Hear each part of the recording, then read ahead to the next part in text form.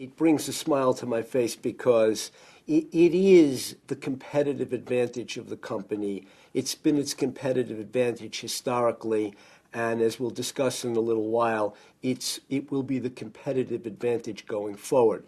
So after the vertical was replaced by the horizontal on the residential condominium sales, the next thing that we did was, as land prices grew, the next thing that became intellectually obvious to me was that space below grade cost nothing.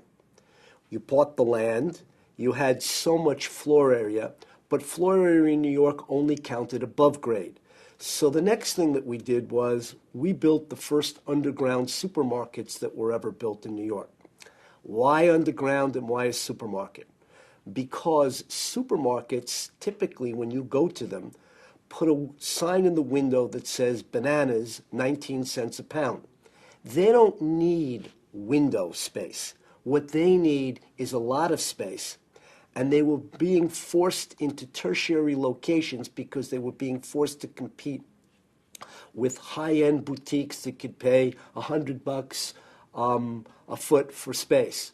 So what we did in a great location on 3rd Avenue and an equally great location on Broadway was to give the supermarket a ground floor entrance and then basically build a fully developed supermarket all underground by taking advantage of the cheapest cost that you could have, excavation. Having seen that work, the next thing we did, which followed shortly thereafter in '87, is I took the concept, and when a concept works, the next thing I try to do is blow it up. So I went to 1540 Broadway and built 100,000 feet underground. Now, that for parking, multi-screen movies, and retail.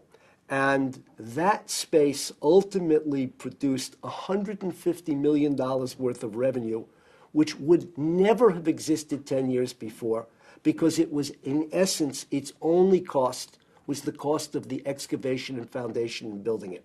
You paid nothing extra for it.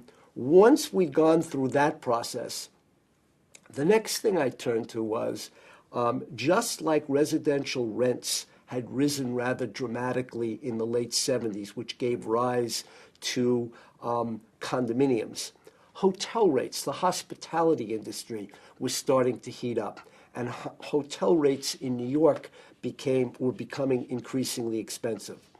And I started looking at the timeshare business, because the one thing that really didn't exist in New York was no one had ever done an urban timeshare.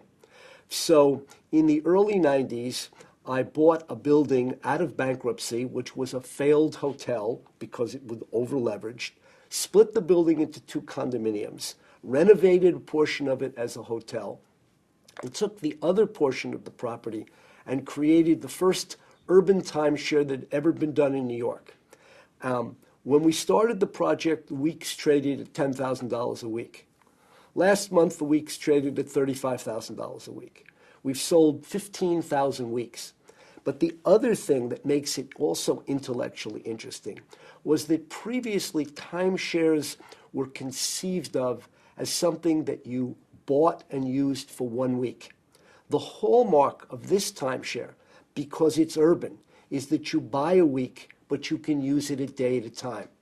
So that the purchasers for the overwhelming preponderance of this timeshare were in fact people who live within 150 miles of New York.